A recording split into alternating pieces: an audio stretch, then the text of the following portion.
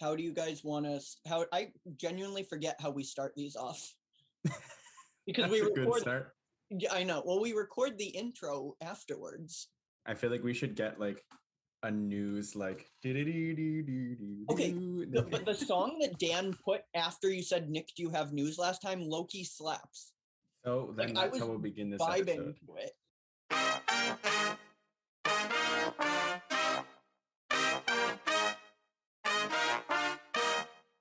I was vibing to it. But anyways, do you want to just do the or how are you? Sure. All right.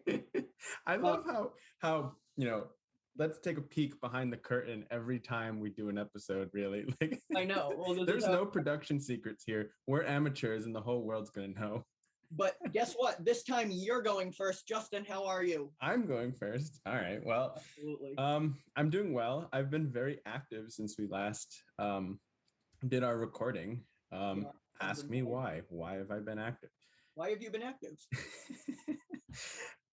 Well, well, not only one of my jobs is moving furniture or picking up furniture rather, but um, I don't know. I've just decided, I want to be like, focus on me, focus on, like working out more and stuff. And so I've decided that I'm going to, go for more bike rides, go for more runs, um, do more like weight training and stuff. But, all of that sounds great. But really, Justin, let's get deep here. What's the real reason you've been active? Well, I decided to break out my Wii this past week. And I what thought you game said was in there? weed. I thought you My said weed. what? I thought you said weed. I was like, you don't smoke Not my weed. weed. No, not my weed. My You're Wii. WII. okay. Nintendo. Yes, I have a Wii still. And the game that was in there was none other than Wii Fit Plus. So I said, I've never used this before. Or I've never used this before. I haven't used this in a very long time. Why don't I do a body test? And I did a body test. And, it was, measuring, all done. I heard And that voice in my head. you heard, yeah, I know. What I just said sounded like the soothing voice of, yeah, Yeah. whoever recorded that. Um, and it finished and it pulls up my BMI and it goes overweight. Here's, here's the thing, though. We Fit is notorious for being wrong Yes. and burying self-esteem, and also BMI is like not accurate, Well, right? that's It's a made up number.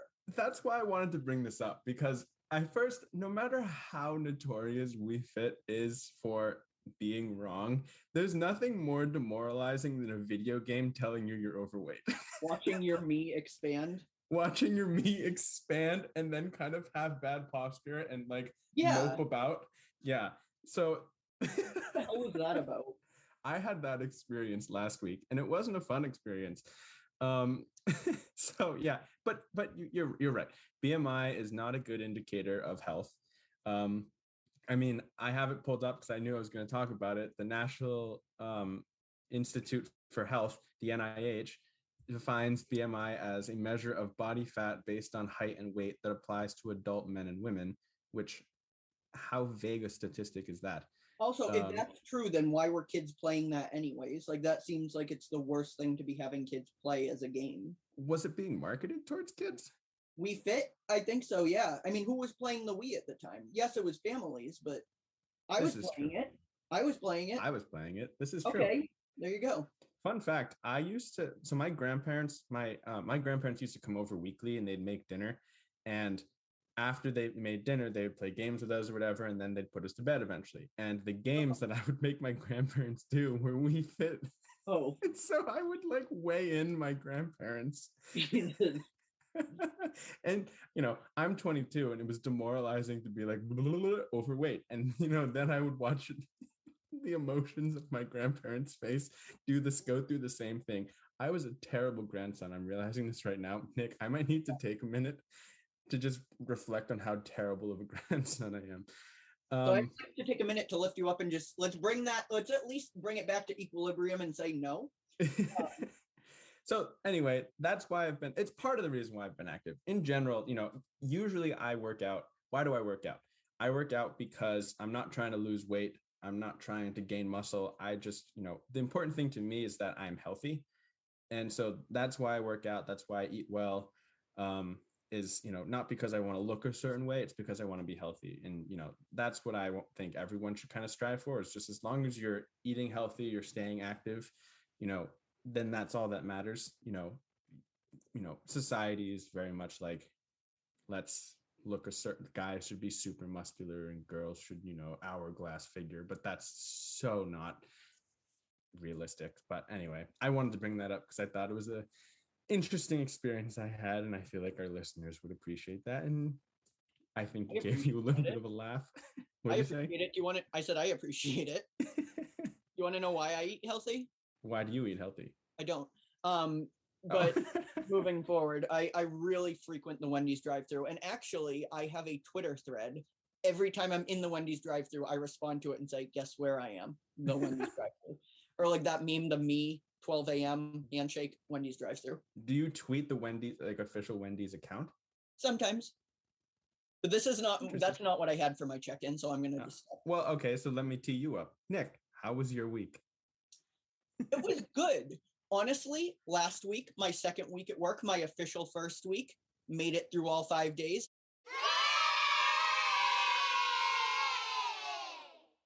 I got to work this morning. I was like, let's do a repeat of last week. I wanted it to go like this. I answer the phone.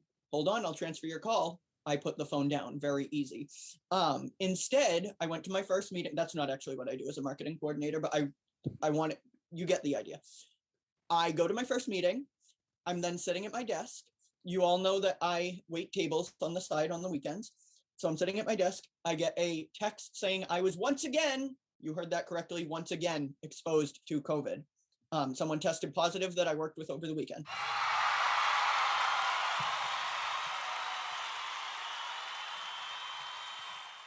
So I email HR, what would you like me to do? They said, you have to go home. You also have to get a PCR test to come back. That's not a rapid test for those that don't know. You have to get it 4 days after exposure. I was exposed Saturday, so I cannot come back to work until at least Thursday, getting the test on Wednesday. I could potentially, and PCR tests take up to 48 hours. So I could potentially be out of work all this week. Let's put that into perspective. Let's back up. 15 days or 3 weeks of work. I will have worked, if I'm out this week, I will have worked 7 of them. That is less than 50%. Not a good look for Nick. Now, I can't be mad at the person for catching COVID. I just can't, and I'm not, right? I will say there was a large number of people at my work that I have not, for if anyone from work is listening, I have not listed the name of the company, but there are a lot of people at work who have actively chosen not to get vaccinated. I can be mad at that. There's now a mask mandate moving forward at my work. And the responses flying in the group chat as I'm finding out that I have to go home for the entire week were kind of infuriating. They were, see, masks don't work. See, the vaccine doesn't work. Fauci is on a power trip. I'm not going to wear the mask. This will only be a thing for 2 weeks. And make no mistake, like, we are in this position due largely to that rationale and negligence. So, generally speaking, I don't like to make generalizations, but I'm going to in this point. I'm heated. Generally speaking, people who believe conspiracy theories about the pandemic and the vaccine are easily impressionable people. I'm just going to throw that out there. The science is there. The proof is there. The top doctors in the world, really, the country and the world, are saying to minimize the effect of this pandemic on our collective society, take the following steps. And it's a long laundry list. I will say it's a very long laundry list. Ready? Get vaccinated, wear a mask. That's it. So long yes, laundry list. Yeah, right. Like it's not long at all. So going back to I thought this was appropriate to bring up because A, I'm heated. B, I have nothing better to do now. I'm out for 4 days, if not 5. Yes, kind of like what Ryan was arguing. I mean, he was saying in our last episode that he disagrees with this, and I agree with him. It is absolutely your choice not to get vaccinated. I'll say it again, though. It is your choice to put your loved ones, your country that you claim to love, and other kind people who are most of them are masking for you. It is your choice to put them in danger and at risk of getting getting COVID. And it's your choice to continue to make this go on, to contribute that. And I just want to clarify too. So Nick got a full-time job, as he announced last episode, but on the weekends he's still waiting. Tables, waiting tables, not just waiting around at a bus stop or something, waiting during his spare time. Yeah. I mean, maybe you're doing that too. I don't know. Waiting for a partner. And you were exposed at the restaurant you worked at the restaurant, which has prevented you from going into your full-time job. Right. And I will say it's annoying. It looks bad, even though my work was very understanding, and the first time I was exposed was at the bank, so they are understanding, but it looks bad. My supervisor is going on vacation next week, and this was the week, because I'm brand new, I was going to learn what to do when she's not there. We can't do that anymore, and it's really hard to do this job remotely. Like it's near impossible. I said I was willing to do whatever I could, but there's not much to do.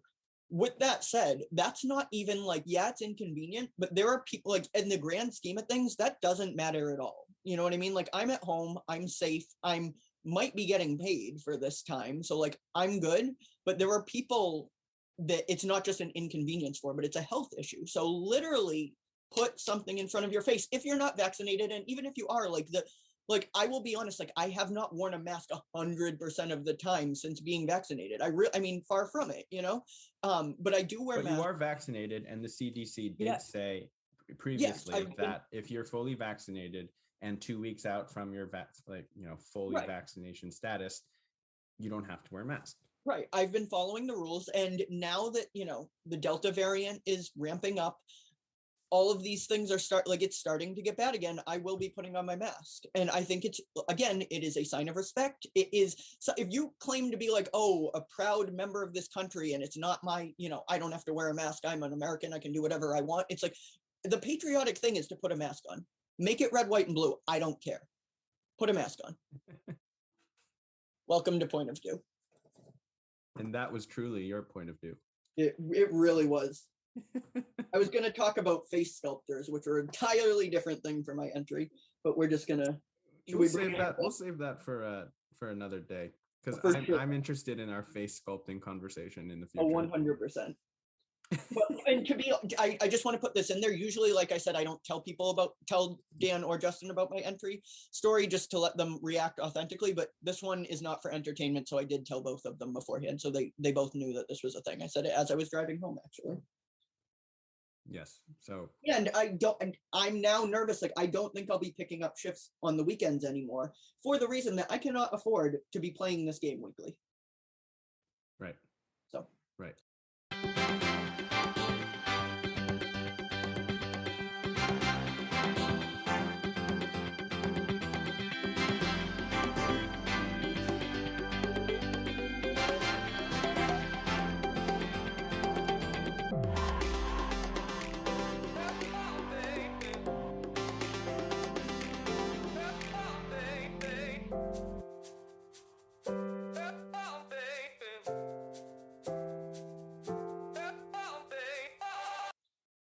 Welcome to Point of View. On today's show, a very necessary continued discussion on mask wearing. We then welcome our friend Angela Solazzo to the show for a discussion about the poison that is perfectionism. Nick, let's talk about things from our point of view. Nick, you forgot to introduce us. I'm Nick. And I'm Justin. Jesus, we're talking about perfectionism.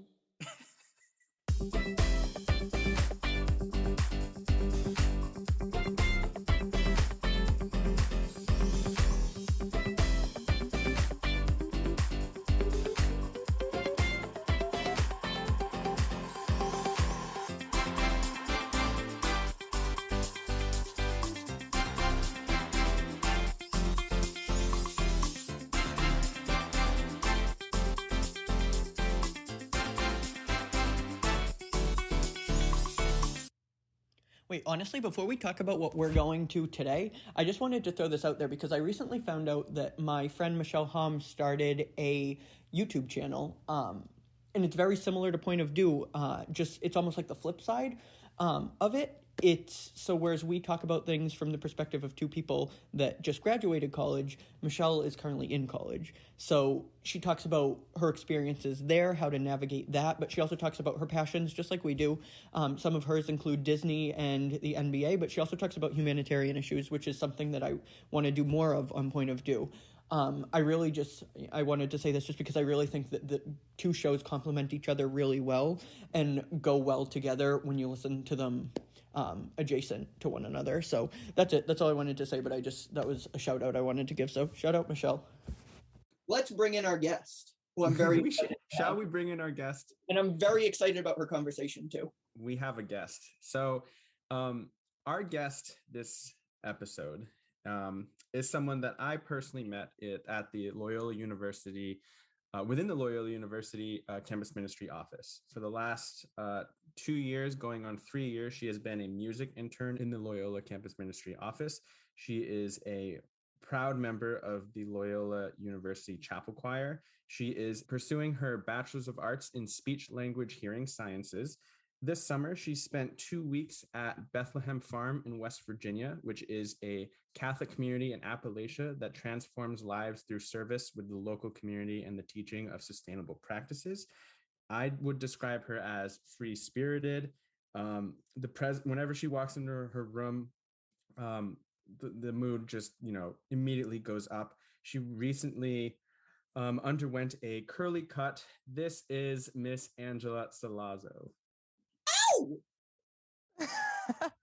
Well, that's the best intro I've ever gotten. He's so good at Maria's gonna love the curly cut. I really like. I'm already shouting people out, and I just got here. I love that every guest we've had so far has appreciated the introduction. You're so good at I think it's the fact of like getting an introduction, because like when's the last time you've been introduced and someone's just laying down You've everything? had the whole fanfare of like entering the room. Yeah. Angela Solazzo. Thank you, Justin. Yeah. Justin, we never get that. Should we have Dan do that for us? Here she is Yeah, now. honestly. Ellen Generous. Yeah, like play like Eye of the Tiger or something. Angela, how are you? I'm doing great. I am currently in Maine on vacation. Yes, you were on vacation with your so, family. So thank you so much for taking time out of your vacation to record this. This is like the best timing because they're upstairs making dinner and I got out of making dinner. There you so go. I'm going to get out of this and I'm going to have dinner ready for me. So thank you. That's awesome. Now, so before we went on air, you described a drink that you're currently drinking as we're recording this. And I found it kind of interesting. Would you like to explain what you're drinking right now? Yes. Would I like to? No, but now that I've put you on the spot, yes, you're going to. No, it's totally legal. So it's called Calo. I don't know. Accent over the O, yeah. Calo. Yeah. Hemp infused seltzer. So there's naturally occurring CBD and other cannabinoids in it. And this was, I don't know, this is my mom's choice of fun drinks for the weekend. When you said before, I you drank weren't it. going to say who it was. Yeah, throw her under the rug. It's fine. No, but it's like my mom's really into like natural stuff, so I think she went to a natural store and found these. It's totally legal. Yeah, I don't know if it's working, but we'll find out really as we go get further into this episode. I might just fall asleep. So warning. That's really funny. But yeah, that's what I'm drinking right now. It's pretty good. Good. What's the flavor? That's my most important question. Strawberry watermelon. Okay. Quality. The color looks like our logo. Doesn't it kind of look like the same colors as our logo, Justin? It does. The peachish with the blue. Maybe. It's very nice. Do you nice. think we can get a sponsorship? I was just going to say, now that I brought this in. I think so. I think we can get a sponsorship. Please drink responsibly. Yeah, there you Now we go. can definitely get one. Who's gonna do, like, you know, the radio fine print where it's like I guess I would do it because I just made that noise that sounded not. Yeah, because that was impressive. Yeah, that was impressive, and I feel like that's what listeners hear when I talk, just in general. So, No, as a listener, I can say I hear you loud and clear. well, Nick. that's the issue. I listen back. So Justin and I listen to these, like, for drafts. We listen and make changes and ask Dan to, like, edit certain things out. But sometimes I'll be driving to work and I'll be listening to the podcast and I'll be talking and I'll be like, shut the hell up. Like, what are you, like, shut up. To yourself or to me? Are you responding to me or to yourself? No. And then the people driving next to Nick are like, Yeah, He's got some road what's rage. going on? that's all right. They think I'm talking to my carpool lane dummy. Yeah. I don't have one of those. I don't. Oh. Carpool lane dummy. Anyway, Angela, during your introduction, I brought up that you spent 2 weeks this past summer at Bethlehem Farm in West Virginia, and so I'm familiar with kind of the work that they do there. But I was wondering if you would like to talk a little bit about the stuff that they do there and kind of how those 2 weeks went.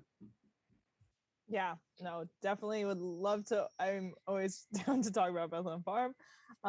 So as you explained, it is it's a intentional Catholic community, sustainable farm. So I heard about it through friends, and I've usually done like service trips during the summer, but I wasn't able to last summer because of COVID. So this one was nice. It was like 2 weeks, and that was the minimum that I could go. So I was like, okay, this is kind of like making up for last year because usually I go on a week trip. But they basically, the like basis of them is that they're a like Catholic intentional community, but big focus on sustainability. So they have like solar panels in. I think they have like a net zero energy usage, which I don't really know what that means, but I know they're doing good things with the earth. I think it means that they use the amount they use and the amount they like save. it averages out. Like it balances each other out, so they're not using extra energy. Yeah, it's kind of incredible because the farm is huge and there's like at least like 15 people in there at any time during the summer. But yeah, it's pretty far down. It's in West Virginia. But basically they just have all the produce on the farm, so that helps like sustainability, like feeding everyone that stays at the farm, so we don't have to like get outsourced food and all of that, because that is less sustainable for the earth. And then it's all like organic. I could talk about the food all day. That's awesome, Angela. And it's been such a long time, honestly, since I've been like apple picking or strawberry picking or blueberry picking or anything. But, there's nothing better than just grabbing an apple off a tree or, a strawberry off a vine, and just the taste of that versus what you get at a grocery store is just, it's you can't compare the two. And so I'm sure you ate so well those 2 weeks that you were there. And it kind of ties into my next question, which Nick, one of Nick's friends, maybe you explain it, Nick, but one of your friends said that we should ask this question to all of our guests from here on out. Yes. Before I say that, though, I just want to remind you to wash your fruit before you pick or after you pick it, because you are allergic to skinned fruits, as I learned in episode 3. This is true. I have not picked up. I have not. I should not eat an apple. Bad example, but strawberries absolutely. Anyways, yeah. So I was talking to my friend, and they were like, "You need to ask each guest what fruit they are, because you guys have already talked about it with each other. Like, you need to ask each guest." So. Oh my God, wait, we forgot to ask Ryan when he was on last week. Wait, hold on. Ryan! Yeah? If you were a fruit, what fruit would you be? What an interesting question. If I were a fruit, I think I would be a kiwi, because they are very misunderstood fruits, because they're like really weird looking on the outside, and so no one gives them credit, but they're like the best thing ever when you actually eat one. And you can eat them really easily, because you just can eat them with a spoon. I'm just talking about why I love kiwis. It doesn't really describe my personality. Well, my answer a couple episodes ago is because a pineapple is unique looking, and I said I'm unique looking, and you said kiwis are weird looking. So what does that say about you? I mean, I'm from the South, so I feel like I'm easily judged. And so everybody easily judges a kiwi, but then when they have a kiwi, they're like, wow, this is the best thing ever. And it pairs well with a lot of other things. So I'm a very good in very different situations. So, you have like kiwi watermelon or like kiwi pineapple or like kiwis just pair well with things. I pair well with people. That's my answer, and that's what I'm sticking to. Thanks. I love that. Bye, Ryan. Goodbye. Back to you, Angela. All right. So what fruit I would be. So I just listened on my way down to Maine. I listened to the sister episode. So I was thinking about We myself. love a loyal listener. We really I do. did fall asleep, but like it's not. I Did you say you were driving? No, I wasn't driving. I was in the back seat. Okay. It wasn't you guys. It was the 5-hour car ride. Our voices are so soothing. We Yeah, should apparently. transition to ASMR. We just get a little. Yeah, literally.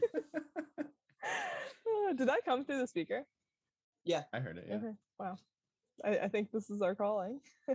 ASMR. Anyway, Yeah.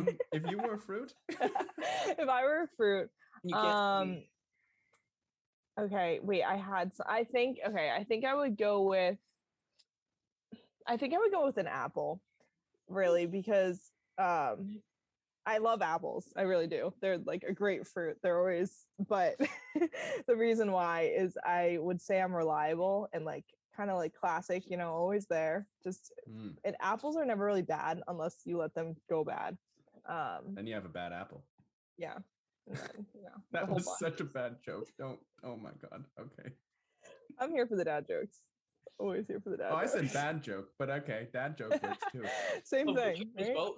It was Yeah. both. It was a bad. I quite dad joke. enjoyed it. I really liked it, and I was waiting for the again. Maybe we'll get that. I feel like you need the iCarly, back to another episode. You need the iCarly button. See, we're so relevant. The remote, the blue remote Yes. that they hold. Yeah. Yes. Alrighty, but yeah, that's my basis. I think an apple. They're just they're reliable. They're good. I would hope I'm reliable and good. And I like that's that all. answer. Nick, I'm looking forward to asking all of our guests this question because I'm really enjoying the answers that they're giving. Like I these am are too. really intellectual, philosophical answers. I know. I feel like when we answered it ourselves, we gave the worst ones. You said because No. it's interesting looking, and I said no further questions because I genuinely don't know. I just like coconuts. I mean, our guests are really getting, wait for it, to the core of the question. See, that Another one was bad a good joke. dad joke. Another. Oh, Okay. All you. right. I guess you, Angela, can be the judge on that one. No, I think that your guys' answers were on point though, because Justin, I feel like we've talked about this before because you told me that story about your brother. So I think that the pineapple thing was in my brain, but I was like, Justin's a pineapple. Like I'm I a knew that. pineapple. I'm And- definitely a pineapple. Yeah. Nick, coconut, I like it. It's good. I was gonna switch mine to avocado because I'm easy to open. People can easily take advantage of me, but I have a really like I don't know. I have like a bad part. I don't know. I was like, this is horrible. Why am I Yeah. saying this? Core. I have a core. I have a pit. You have a pit. I'm not. I mean, don't we That's how I all? say it. I'm not perfect. And what a great segue into our conversation today. It is, yes. So I'm gonna stick we with wanted cooking. to talk a little bit about the concept of perfectionism. I myself can claim that I am a little bit of a perfectionist, maybe a lot of bit perfectionist. Nick, Angela, would you also classify yourselves as perfectionists? Guilty as charged. No, I consider myself perfect.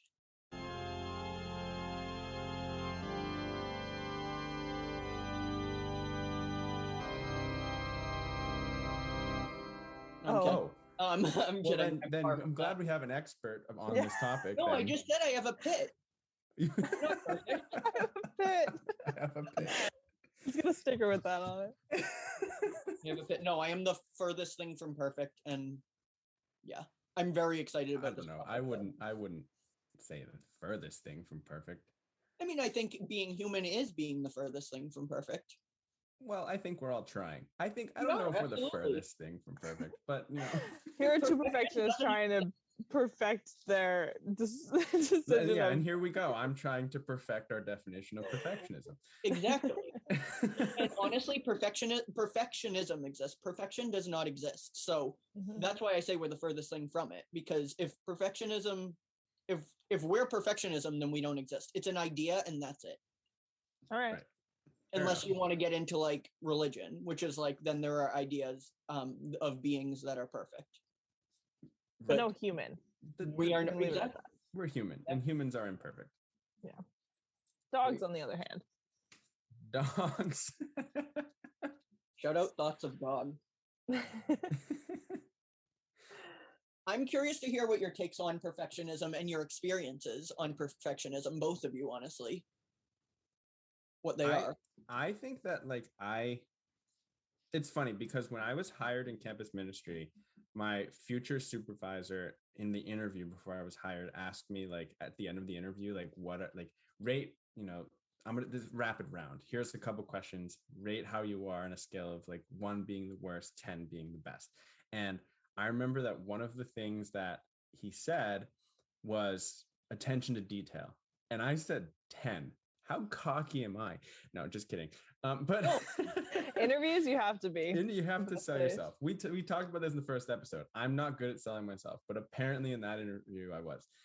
And so I said in the first episode that that everybody and their mother pays attention to detail. That's one of their strengths in interviews. Everyone says it. So. But would they rate themselves as a 10? I don't know. I like to honestly think I'm a probably 10. not.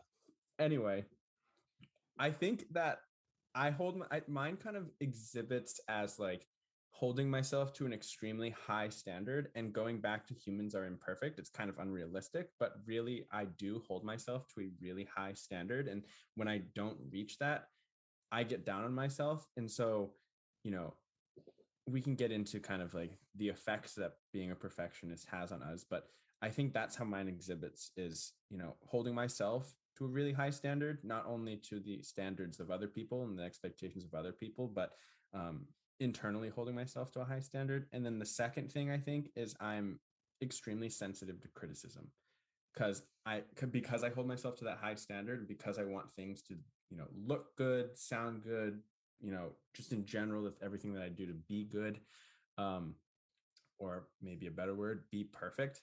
And then if someone criticizes me, it's like, oh, just such a even though it's not like, because criticism can be constructive and can be helpful.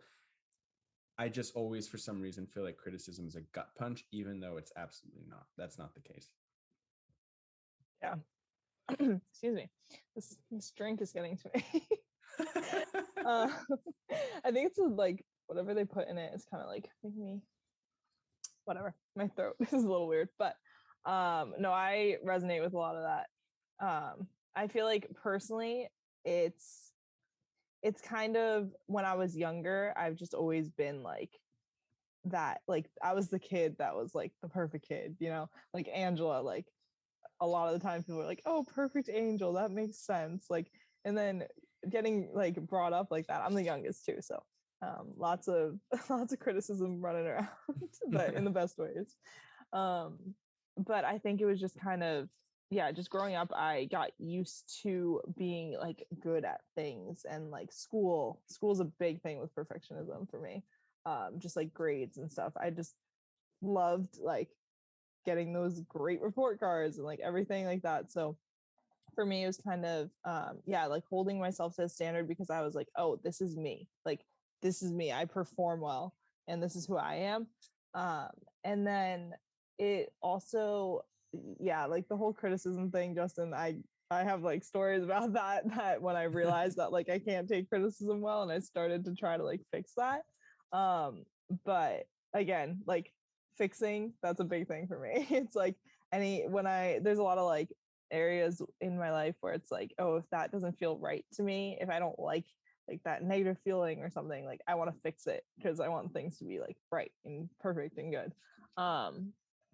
But yeah, that's kind of, I think definitely like just holding myself to a standard, and being like disappointed when like things don't go as I would hope and things like that. What about you, Nick? So I just want to thank you again for even proposing this conversation, because I was so excited when Justin told me what you wanted to talk about. But so I come to this discussion through a lens of OCD, actual diagnosed OCD, not I'm so OCD. If anybody's saying that, just get out. But And talk about how that's harmful in another episode. yeah, well, I do want to just say, like, when I do want to quickly make a distinction, because this does often come up when absolutely. you're talking about perfectionism. OCD is not a love of cleanliness. It is not a love of organization. It deals a lot with intrusive thoughts that are disturbing and ego dystonic to the person who experiences them, and some of them do involve perfectionism. But the two do not, like, they're excruciating for the person to the point that they can't function, and they just consider themselves to be a trash human, like a human trash, really. There's a lot I just want to throw in quickly before I start talking, that we'll talk about OCD a different day, but there are some really great Instagram accounts to learn more about what OCD really is. Purocracy is one of them. Obsessively Ever After is another. The IOCDF, the International OCD Foundation, is a good one. And the reason I bring this up is because I used to not, like, when people would say, I'm so OCD, and someone would get offended, I'd be like, why do they get offended? But the reason that I see it now is because that adds to what people think OCD is, and it takes away from what it really is, and it makes it further stigmatized when the real definition isn't known. With that said, I've known that I have OCD since I was 14, and I've learned a lot about coping with perfectionism, and trying to be perfect, and when it's just not a reality. So I'm excited to talk about that. Mine too started, just generally speaking, because there is going to be some overlap, obviously. Mine started with grades. If I didn't get a certain letter, it was really like I was taking pass-fail classes. If I didn't get an A, I was failing. And I truly believed that. And that was, my parents didn't crack the whip over our heads. Like, that was not something that they did. They were very happy with the B, and I was not. There was one time I sent them they went in for me, and looking back, this was not helping, but they went in because they found out, knowing that I was so conscientious about grades, they would find out beforehand, just to kind of like know it was coming if I didn't. And I had a B+ on a progress report in gym class. And they went in to my school, 7th grade, when they told me, because I was like, how can this be? It's gym class. I participate. I do everything right. Like, in gym, it's not that hard to not, and it was changed by the end of the day. And it was not changed. I want to put this out there. It was not changed because they pressured them. It was changed because they said, oh, he has been late getting changed, and like changed into my gym clothes. And that was not, I got mixed up with another student. So I did not send my parents in to like buy my grades. But that was one thing.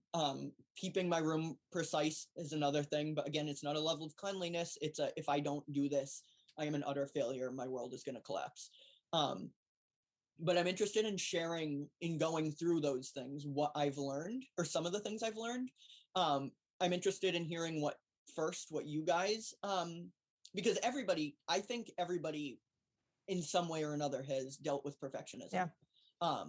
So I'm interested in hearing what some strategies that you've used, if you have any. If it's not, that's fine. I can share mine, but I just want to touch on something that the two of you kind of brought up, which is like where you feel like it begun for you. And I find it interesting, and reflecting myself, I find it interesting it being grades. Yeah.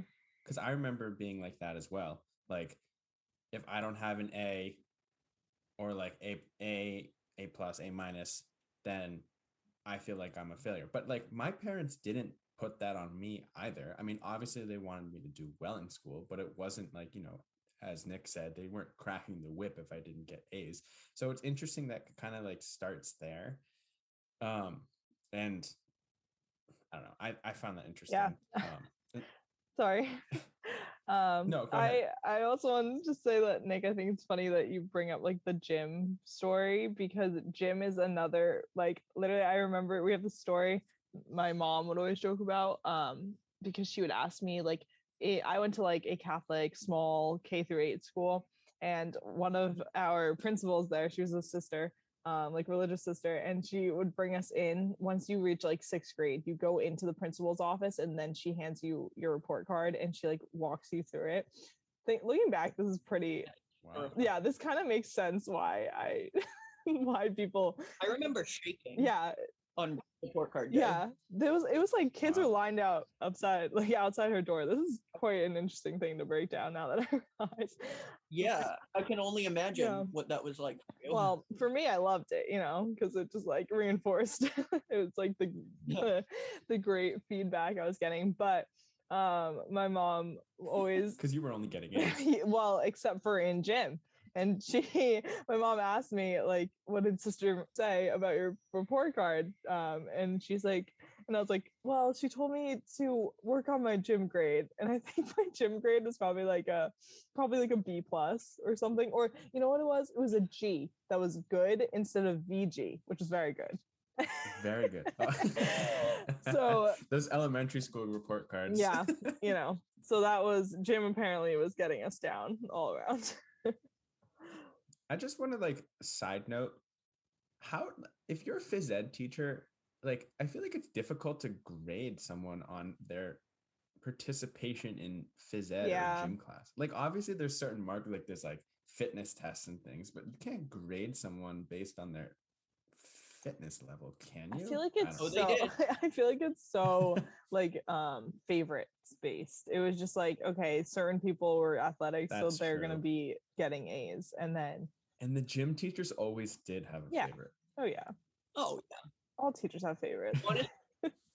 To your point about grading gym, I genuinely think that my parents went in and the teachers were probably like, honestly, just give him an A, because I was a good kid. I was super anxious and I tried my hardest. I didn't think I had to worry about gym.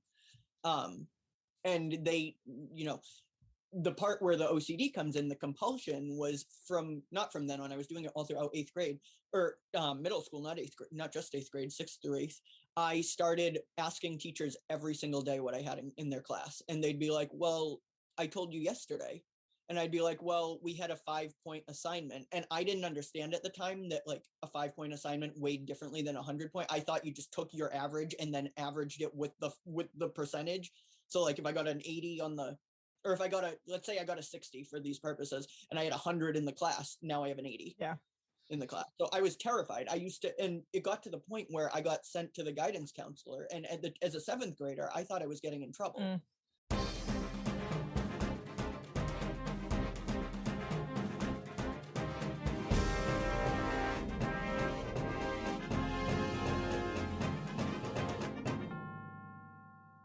I found that too, like my perfectionism kind of came out with like, in terms of working with others, like it was a positive thing and it was a negative thing.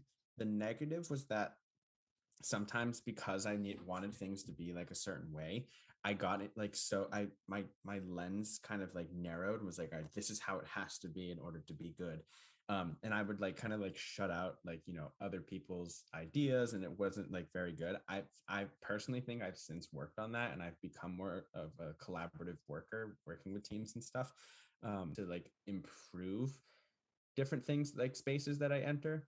Like for instance, I entered a space, I'm not going to say where, and they weren't necessarily doing things technology wise in the most productive way. And I said, we could be doing things more efficiently here. And so I've stepped in and I said, let's use this and let's use that. And it's easier to collaborate if we do this versus sending a file through email every time we want to collaborate. And then we have 5 different versions of a file. So I think striving for improvement, which is another Ignatian value, constant challenge to improve. We love our Loyola education. But yeah, I think there's like 2 sides to it. Like it can be negative, but it can also kind of, at least for me, there's negative sides to it, but then it's also helped me in certain spaces. Yeah, I think that definitely, I mean, we each definitely have a different experience with perfectionism, which is interesting to like talk about and discuss. But I think, there's definitely good parts of it. And, but I think probably the productive parts of it is not like perfectionism. That's just like a striving to do good and to like achieve, which is like great. but then perfectionism is it when it like crosses that line, and it's like being aware of like what people are thinking of me and like how someone would react to this. I second that. Yeah, which is bad in itself, but also it has made me more like conscientious and like caring about like the way that someone might react to something, and maybe like they will not like that and something like that. Yeah. You both commented on like a general theme, and Angela, you called it productivity, I believe.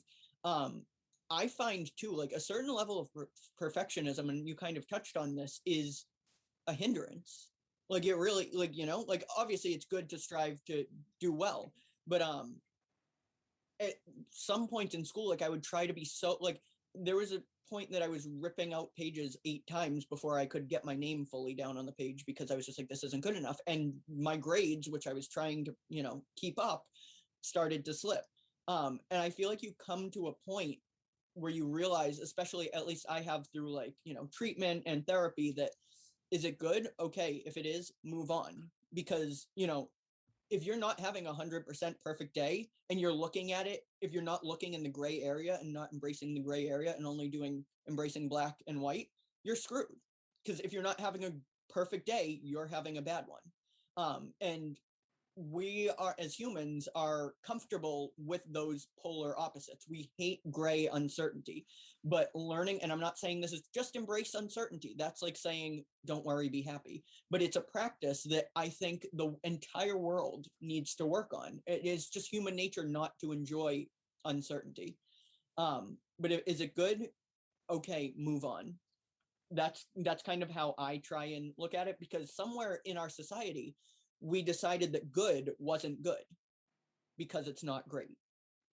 We decided, that's like saying, okay, we decided water isn't water enough. Like it doesn't make sense. It really, like, good isn't good. Like we're really setting ourselves up for failure. Yeah, water's not water enough, so we made hemp water. Yeah, I guess. True. It's kind of interesting, Nick, what you say. So there's form of meditation. And I'm not an expert on meditation, but a way that I've been taught meditation in the past is kind of like accepting the thoughts that come in. Because I know that there are some people that teach meditation where it's, you know, try and clear the mind completely. But I found that the way that I've been taught, which again is, you know, being still, having that mantra of Om or something else that you like, but then allowing any thought that comes into your head and just kind of accepting it and like being there with it, accepting that that's a thought that comes into your head, but not really doing anything with it, and then just kind of letting it go. And I think that has helped me a lot. Not that I'm not saying I'm good at meditating, and I don't do it very often, although I should. But I think that's a really interesting practice that I probably should do more, because I'm the way that I am, and just kind of accept the thoughts and let them go. Because I think if you let perfectionism, I guess we're calling it, I'm trying to like make sure that I'm still talking about perfectionism and not, you know, trying to improve things or, you know, something else, I'm trying to stay on perfectionism. But I feel like if you let perfectionism take a certain hold on you, then you get tense and you get stressed, and that's not good for anybody. Yeah, I think that's like a really good view of it, because I mean, kind of a view of getting out of perfectionism, because a lot of it comes with like dwelling on mistakes for me. And I think probably it's like, oh, I did this, and like, so they probably think of me this way, and blah blah blah, and I should have done this. That's like a huge, just like regret was a huge thing. It's definitely gotten better for me. I've definitely worked on it, and just like personally, I think maturing, not being in high school helps a lot too. But yeah, that's definitely a thing, because I feel like personally, I don't know about you too, but there are certain areas in my life where I definitely could pinpoint where like perfectionism was big, and like it got worse, and it was in like high stress times. Like during COVID, that was kind of when it came out for me. Had the best grades ever, but that probably wasn't that healthy the way I was achieving those. But like another, like just certain times I can pinpoint, and one big one when I kind of realized how much of a perfectionist I was, and like where it kind of came into my life, was when I was like emotionally upset about something. And I was just like upset that I was upset. It wasn't even really like I was upset. It was just like, oh, I should be over this now and I'm not. So that means I'm like less than, because I haven't like gotten to the point where I wanted to be.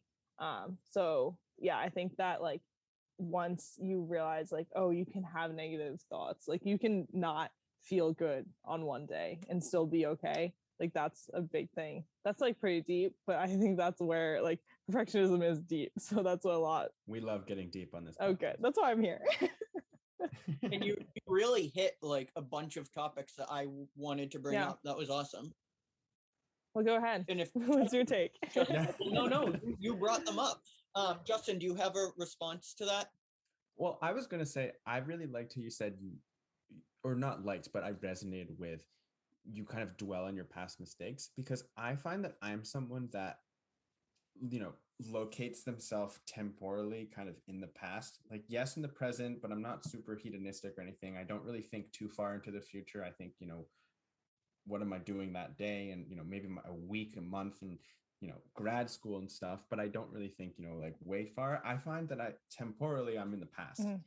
And I think that's interesting that you brought that up, because I think on, you know, sometimes I'm, you know, it's one of those things that, you know, they say jokingly that like when you're in the shower as you're going to bed, you think about a conversation or an argument that you had and the better points that you could have made. It's kind of like that, but with kind of like the mistakes I made, and not necessarily the mistakes I made too, but just how things could have gone better, when I should just kind of, you know, move on from it. Life moves on. And to be honest, you know, I've heard people say, you know, we're the main characters of our own stories. And to be honest, if like you do something and in front of a stranger, in front of people, whatever, people are so focused, to be honest, and you know, natural human instinct is to think more about yourself. People are so focused on themselves sometimes that if you do something and it's a mistake, whatever, they might talk about it for like an hour afterwards, or maybe longer, depending on, I don't know, if you're a celebrity or something, you might have tabloids, whatever, but eventually people forget and really don't give a crap. So why am I dwelling on it when other people aren't necessarily dwelling on it? Yeah. Which I feel like, or Nick, do you have something to say? No. Well, I can wait. I want to hear what you have to say. I was just gonna say that kind of like leads into another way that like I've kind of tried to like counter it. Is I realized today that like I think I did something and I was like thinking about it and I was like, oh, I could have done this, or I don't know. It was just something small. And then I realized like a big thing for me is to kind of like just breathe it out. It's kind of like internally, I kind of see this visual of like, and then no one else can see this. The podcast listeners can't see it, but it's like hands. He's inhaling with her hands coming in and then like letting go, like literal. I see like the arms going out and like just letting go of whatever I'm thinking about. And I feel like that is what you're talking about. It's like no one else is worried about this. Like worrying about it will not do anything. So here we go. Let it go. Moving on. Again, I'm trying to toe the line of like, because we're talking about perfectionism, and I feel like we're going into different topics. Like before I started talking about, you know, challenge to improve, or like a willingness to improve, you know, versus perfectionism. I feel like now we're kind of getting into like potential, you know, anxiety or worry, perfectionism. But I think that shows how perfectionism can kind of, you know, not just be its own thing in isolation, but kind of exist in multiple spaces and multiple emotions. Yeah, I think all the topics that you just listed are best friends, really. And what I wanted— That's a great way to put it. Yeah, and what I wanted to offer in terms of, I'm glad we went in this direction of like mistakes and, you know, flaws, that type of thing. One thing I'd like to offer, the way that I've been thinking about it, the way I've been trying to combat that a little bit, is to think of myself as like the core of a gas planet. So like think of like, I don't know, Neptune's really cool. So they have like a hard core in the middle, and that's you and your core values. That's like, it's physical, you can feel it, like not that we can touch planets, but you can feel it. Your slip ups, everything around, and all of the things that don't really matter in the end, negative thoughts, you know, mistakes, that's the gas around it. But that's all, we're going to pretend that it's not harmful to humans. That's not the actual core. If you get so caught up in it and stay in it for too long, it's not gonna allow you to move forward. You're gonna get caught in it and you're gonna stay there. In terms of cutting slack, that's really hard to do, obviously. And a lot of times I feel like we think we don't deserve it, right? And I've just been thinking recently, the amount of times you don't cut yourself slack in your head, like literally just in your head, is probably 1,000,000 times a day. And I'm not exaggerating with that number. It could just be a subconscious, like, oh, I don't look that great today, or whatever it is. So the amount of times Fit could call you overweight. Right. The amount of times you do that is so offsetting to the amount of times we cut ourselves slack. So even if we think, oh, I don't deserve this slack, maybe you do, maybe you don't, you're not going to know. Embrace the gray area, and it's a practice. It's hard to do. But if you can do that, maybe you don't deserve it. And truly, maybe you don't. I'm not just saying that as a hypothetical or like, oh, what if? Maybe you don't deserve it. But the amount of times you have deserved to cut yourself slack and you haven't far outweigh the number. So it's just, honestly, it's being kind to yourself too. Yeah. Right. And being realistic. Like as a self-proclaimed optimist, which again, I feel like is also one of perfectionism's best friends. Sometimes being realistic and just being mindful that, again, we talked about this in the beginning of the episode, maybe a great way to end it, is humans aren't perfect. That's a reality. I mean, religiously, we're not perfect. Secularly, we're not perfect. And so morally, I think, what'd you say? Morally, achievement wise, yes, we're not perfect. And so I think just that, having that reminder, just being mindful of reality, is that we're going to make mistakes. We learn from our mistakes. And, something that I've kind of been trying to remind myself in the recent years has been being open to growth. I mentioned I'm not necessarily the best at receiving criticism. I'm trying to get better at that. Angela, you said you've been trying to work on that. So maybe we can talk a little bit more about, you can give me some lessons about receiving it. But, like I said, I'm not good at receiving criticism all the time, but being open to growth and making sure to have gratitude. So being grateful for the past and being open and okay with growing for the future. Yeah. That's beautiful. May I share a quick quote from someone that we all know? I hope you're going to say the quote that I literally won. Like, I got my journal to say. Is it Rev Yes, Scott? it is. Perfectionism. Say it. You can say it. You say it, because I think I wrote it down wrong. Reverend Scott of Loyola University, Maryland, by the way, incredible speaker. Scott Adams. The great Rev Scott. Yeah, Scott Adams. We know him as Reverend Scott, but Reverend Scott Adams, he can really drive a point home, and he's an incredible speaker. But he says that perfectionism is the greatest form of self-abuse. Okay, I wrote it down right. And it's true. And I'm glad we both remember. See how powerful that is, though, that we both remember. Wrote it down, highlighted that. Like, why highlighted it in orange too? Oh my gosh! Oh, twinsies. Yeah. When he said that, so Rev Scott said that on like one of our great intern retreat, and when he said that, the whole room, I think, like inhaled a little bit. It was like, like that's it. Because I think, I don't know, like there's certain in our culture, and like it's so achievement based, and like do well and look good and like all these things. I think sometimes it's like, oh, perfectionism is like the goal and it's good, but once you look at it as like self-abuse, like like it's driving you backwards. It's not bringing you forwards. Holding you back. Well, Angela, I really appreciate you taking the time out of your family's vacation to speak with us and have a conversation with us. I've really enjoyed this conversation. Me too. Nick, I know you've enjoyed this conversation. I say it every week, but this was my favorite episode to record. You just say that to everyone. No, I genuinely really enjoyed this episode a lot. The time really flew, and I don't think they're done cooking, so we need to keep going. You might have to go help now. You might have to set the table. Oh no. Justin, do you want to share our announcement? Sure. So before we go, we are now available on Apple Podcasts. So if you enjoy listening to me and Nick's antics and my bad grammar, please, if you would, give us a rating and a review on Apple Podcasts. Share it with your friends and family. We'd really appreciate it. Justin doesn't do recreational grammar. Math nor grammar. I need to find a recreational grammar person. That's me. Is it you? Unapologetically, yeah. My mother literally, going back to my mom, she's gonna love that I mentioned her in this. My mom is the same way. It's like if I say me and Justin and Nick went to this place, she'll be like, who? And I'm like, Justin and Nick and I. Okay, we went. Yes. Yes, we are on Apple Podcasts. How very exciting.